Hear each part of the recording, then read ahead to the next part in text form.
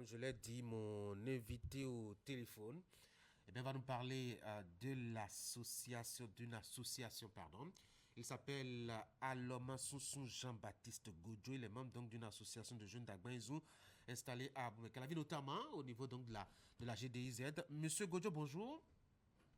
Oui, bonjour, monsieur le journaliste.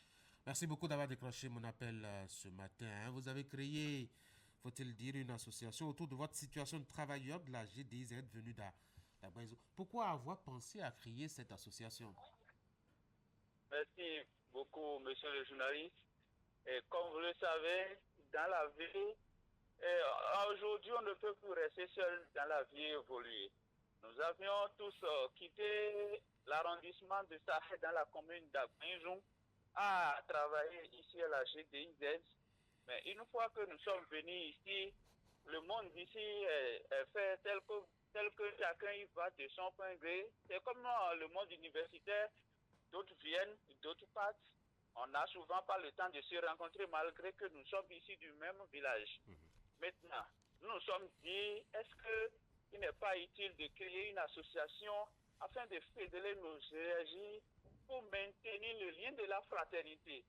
Donc c'est dans ce cadre-là que nous avons décidé de créer cette association afin de rester unis, afin de rester soudés et pour que le lien de la fraternité que nous avons depuis notre village, pour que ce lien-là ne soit pas impacté, ou bien que nous ne soyons pas en solitude ici. Est-ce que c'est fondamentalement par lien de fraternité, de solidarité que vous avez créé l'association, ou c'est plutôt votre situation autour de la GDIZ qui vous a contraint à cette initiative? Donc, bon, la fraternité prime surtout. Maintenant, c'est vrai que quand nous parlons des objectifs, il y a l'objectif principal et les autres objectifs. C'est-à-dire l'objectif principal pour nous d'abord, c'est la fraternité. Puisque, il faut que vous le sachiez, dans nos contrées, nous sommes souvent divisés par les choses de la politique, les clivages politiques. Mais une fois ici, si nous allons garder encore ces clivages politiques, comme, excusez-nous beaucoup le thème, comme ça se fait au village, je crois que ce ne serait pas bénéfique pour nous. Mais pour essayer de ces choses, nous avons décidé de créer l'association. Maintenant, deuxième objectif, il y a aussi nos conditions de vie à la GDZ qui nous a permis ici de créer l'association. Nous savons que les difficultés, comme nous n'avons pas les mêmes visages, les difficultés ne sont pas les mêmes, les problèmes ne sont pas les mêmes. Si nous restons en association les uns les autres, nous allons partager en quelque sorte les difficultés que chacun a dans sa question, dans sa machine. Et puis, ensemble, on peut trouver des solutions en s'entraidant. Et que représente justement cette entreprise dans votre vie de jeune? Parce que c'est quand même une belle référence nationale et internationale. Aujourd'hui, cela vous êtes une opportunité. Qu'est-ce que cela représente dans le fond pour vous?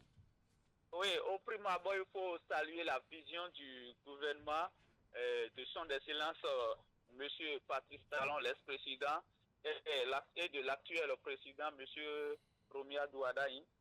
Il faut le reconnaître. Aujourd'hui, nous sommes fiers de travailler à la GDZ malgré les conditions. Pourquoi? Parce que auparavant, moi, je suis enseignant de formation, je suis linguiste de formation. Mais une fois que j'ai fini et que j'ai soutenu ma licence, j'ai commencé à exercer dans les écoles privées et autres là. J'ai vu que là-bas, c'est bien un travail, mais avant que la fin du mois ne vienne, tout fini, et surtout dans les vacances là, il y a de sérieux problèmes. Parce que nous ne percevons plus rien. Maintenant, j'ai dit non. Lorsque l'opportunité l'avait présentée, j'ai dit, il faut que je saisisse cette opportunité-là pour venir ici travailler. Au moins, même si c'est 1 franc, il faut reconnaître qu'à la GD, même si c'est 1 franc là, à chaque mois, tu as tes 1 franc là. Ça te permet déjà de vivre quelque chose. Aujourd'hui, à la GDZ, au moins nous savons que à la fin de tel mois, à la fin de chaque mois, nous allons percevoir telle chose. Donc ça nous aide beaucoup dans notre vie, même si nous voyons que c'est insuffisant. Et qu'est-ce que justement l'association a changé dans votre vie en tant que militant? L'association nous a beaucoup aidé. Pourquoi? Parce que déjà, nous avons nos aînés qui sont là. Il y a d'autres qui font déjà 3 ans et demi. Oui, les premières promotions font déjà 3 ans et demi, voire 4 ans. Donc, ils sont nos aînés. Ils ont beaucoup de choses que nous, ils ont connaissance de beaucoup de choses que nous, les jeunes frères qui sont venus ici, n'avons pas.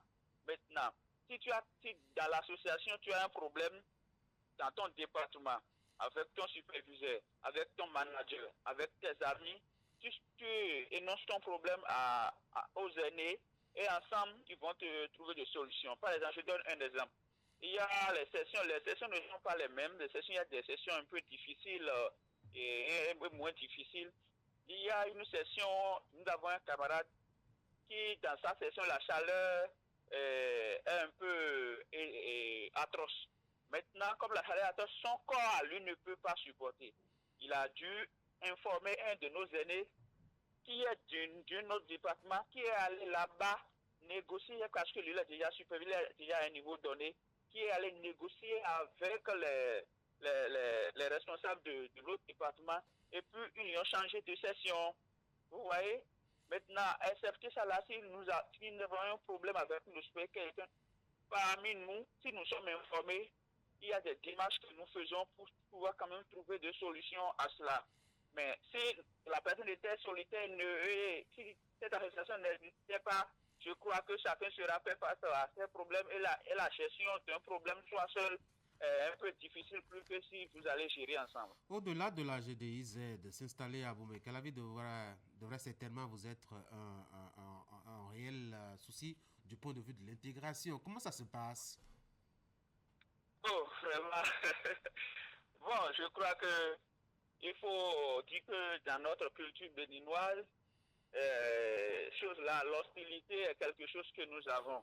C'est vrai que nous sommes loin des parents, loin de nos réalités culturelles, sociales un peu, mais une fois installés ici, ceux d'ici nous ont bien accueillis. Ils ne nous ont pas dit, vous n'êtes pas d'ici, vous n'êtes pas de notre ethnie, vous n'êtes pas d'ici. Il n'y a pas eu ça.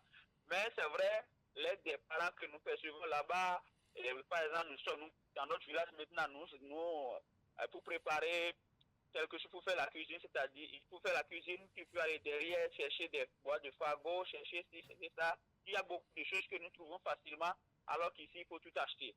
Il faut tout acheter, et il faut dire aussi que la location est chère ici.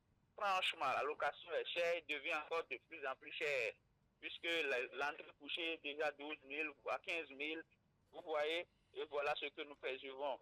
Et si tu vas payer tout ça dedans, 15 000 déjà pour la location déjà dans ce que nous percevons, vous voyez que ça agit sur nous, alors qu'auprès des parents, nous avons nos chambres, nos cases là-bas, et on ne payait rien.